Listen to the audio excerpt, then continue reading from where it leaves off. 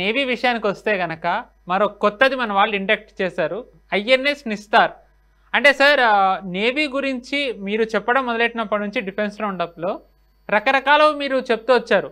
Submarines గురించి చెప్పారు, frigate, కార్వెట్స్, destroyers, చివరికి ఇంకా ఫాస్ట్ పెట్రోల్ వెసిల్స్ గురించి కూడా చెప్పారు. కానీ ఇది వేటికి సంబంధించింది కాకుండా చాలా భిన్నమైనది ఇది. ఈ ఐఎన్ఎస్ నిస్తార్ ప్రత్యేకత ఏంటి సార్? మనకు ఒక విషయం అర్థం చేసుకోవాలి. సైనికుడు మన సరిహద్దులో వెళ్ళి యుద్ధం చేస్తున్నాడు అంటే కనుక తుపాకీ పట్టుకున్న సైనికుడు వెనకాల కనీసం అంటే 20 మంది సపోర్ట్ స్ట్రక్చర్ లేని అతను యుద్ధం చేయలేడు. ఆ సపోర్ట్ స్ట్రక్చర్ ఏంటి? అతనికి మందు సామాగ్రి సప్లై చేయగలిగారు, అమ్యునిషన్ సప్లై చేయాలి, తినడానికి, ఉండడానికి, బతకడానికి నీళ్లు, ఆహారం సప్లై చేయాలి, ఇంటెలిజెన్స్ సప్లై చేయాలి, అతనికి బ్యాకప్ ఉండాలి, అతనికి ఇంటెలిజెన్స్ ఇవ్వాలి. ఇవన్నీ కూడా చాలా వెనకాల సపోర్ట్ స్ట్రక్చర్ ఉండాలి. అంటే ఒక వ్యక్తి యుద్ధం చేస్తున్నాడు, దాని వెనకాల 20 మంది సపోర్ట్ స్ట్రక్చర్ ఉండాలి. అదే ఉదాహరణని నేవీలో తీసుకుందాం.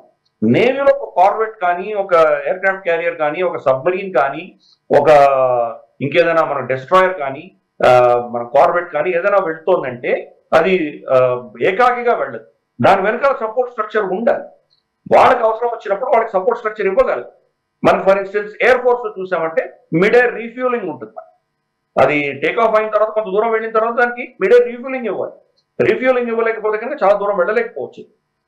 అలాగే మనం చూస్తే కనుక ఏవాక్స్ ఉంటాయి పైన. ఏవాక్స్ వాటికి ఇన్ఫర్మేషన్ సప్లై చేస్తుంటాయి. కాబట్టి ఏ అస్త్రమైనా ముందర వెళ్ళిందంటే దాని వెనకాల సపోర్ట్ లాజిస్టిక్ స్ట్రక్చర్స్ చాలా ఉన్నాయి. అటువంటిదే ఈ ఐఎన్ఎస్ నిస్తార్. ఇది మనకు ఏమంటారంటే సబ్మరీన్స్ కు సంబంధించినటువంటి రెస్క్యూ ఆపరేషన్ చేయగలిగినటువంటి ఒక వెసల్ ఇది. దాన్ని మనం కమిషన్ చేసాము. అది విశాఖపట్నంలో నేవల్ డాక్ యార్డ్ లో మనం దీన్ని కమిషన్ చేసాం రీసెంట్ గా.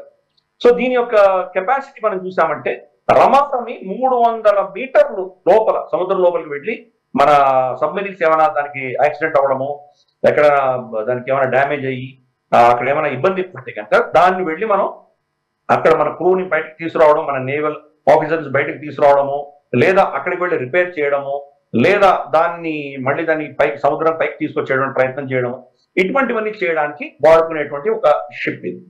అలాగే 75 మీటర్స్ ముందర, దానికంటే ముందర ఉన్నటువంటి 75 మీటర్ దూరంలో ఉన్నటువంటి దాన్ని కూడా అది హ్యాండిల్ చేయగలదు. కాబట్టి ఇటువంటివి అన్ని ఉండడం వల్ల అది సబ్మర్జ్ అయినటువంటి అంటే సముద్రంలో వెళ్తున్నటువంటి సబ్మర్జబుల్ ఐటమ్స్ అంటే ఒక సబ్మరీన్ కాకపోవచ్చు, డ్రోన్స్ ఉన్నాయి మనకి, సబ్మర్జబుల్ డ్రోన్స్ కూడా ఉన్నాయి మనకి. వాటినన్నిటిని కూడా సపోర్ట్ స్ట్రక్చర్ అన్నది ఇటువంటి ఐఎన్ఎస్ నిస్తార్ లాంటివి మనం సాయం చేయబోతున్నాయి. ఎలాగైతే PI-8 అన్నది మన ఏదైతే మన ఎయిర్ క్రాఫ్ట్స్ తిరుగుతుంటాయి ఆకాశంలో సబ్మరీన్స్ డిటెక్ట్ చేయగలవో, ఇవన్నీ కూడా ఏంటంటే మనకు యుద్ధం చేసేటువంటి ఏవైతే నేవల్స్ మనకు షిప్స్ ఉన్నాయో వాటి యొక్క సపోర్ట్ స్ట్రక్చర్ కింద దీన్ని భావించాలి. దీన్ని అఫ్కోర్స్ చాలా పేర్లు పెట్టి పిలుస్తారు. దీన్ని మదర్ షిప్ అని కూడా పిలుస్తారు.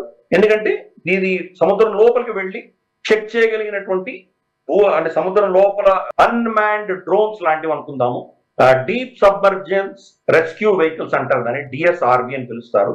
ఒక విధంగా చూడాలంటే కనుక సముద్రంలో వెళ్ళేటువంటి డ్రోన్స్ అని అనుకోవచ్చు మనం. అటువంటి వెళ్ళి యాక్చువల్గా అక్కడ రికగ్నైసెన్స్ చేసి సముద్రంలో ఎటువంటి ఇబ్బందులు వచ్చినాయి ఇవన్నీ చెక్ చేసి పైన ఉన్నటువంటి ఈ మదర్ షిప్ ఐఎన్ఎస్ నిస్తార్ అలాంటి షిప్లకి అది సందేశం ఇవ్వగలదు. వీళ్ళు ఇచ్చిన కమాండ్ ఆధారంగా అక్కడ ఏమైనా చేయగలిగినటువంటి పరిస్థితులు ఏమంటే చేయగలదు. కాబట్టి ఈ యొక్క క్షమత అంతా కూడా భారతదేశం పెంచుకుంటారు. గతంలో మనం చూసాం చైనాలో చాలా ఒక 2-3 సంవత్సరాల క్రితం పెద్ద న్యూస్ వచ్చింది మనకు. చైనాలో ఒక న్యూక్లియర్ పవర్డ్ సబ్మరీన్ అక్కడ కొలాప్స్ అయిందని, అందరూ చనిపోయారని తెలుసు మనకు. అలాగే మనకు కూడా బాంబే ఆఫ్ షోర్ లో మనకు ఒక షిప్ ఐఎన్ఎస్ సింధుఘోష్ క్లాస్ సబ్మరీన్ ఒకటి ఇక్కడ మేజర్ గా డ్యామేజ్ అయింది. అప్పుడు కూడా మనం రెస్క్యూ చేయలేకపోయాం, చాలా మంది చనిపోయారు.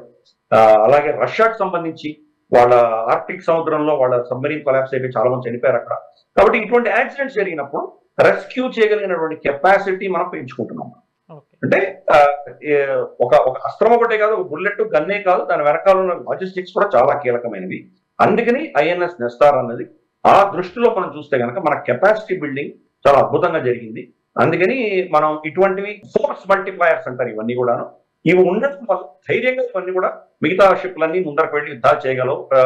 చాలా దూరం వెళ్ళొచ్చు. ఎంత దూరం వెళ్ళినా మన వెనకాల ఎవరో వచ్చి మనం సాయం చేస్తారు, మనకు రక్షణ, మనకు కావాల్సిన అవసరమైనటువంటి లాజిస్టిక్స్ ఇవ్వగలరు అన్నటువంటి ధైర్యంతో మిగతా షిప్స్ అని కూడా యుద్ధం చేయగలరు. అందుకని ఐఎన్ఎస్ నిస్తార్ యొక్క లాంచింగ్ ని మనం అందరం కూడా అభినందిస్తాం. ఈ వీడియో మీకు నచ్చినట్టయితే లైక్ చేయండి, 10 మందికి షేర్ చేయండి. అలాగే కామెంట్ల రూపంలో మీ అభిప్రాయాలను మాతో పంచుకోండి. Nationalist hub group of channels ను సబ్స్క్రైబ్ చేసుకుని తెలుగునాట జాతీయవాద జర్నలిజాన్ని ప్రోత్సహించండి. ఈ వీడియో కింద ఉన్న బెల్ ఐకాన్ పై క్లిక్ చేయడం మర్చిపోవద్దు.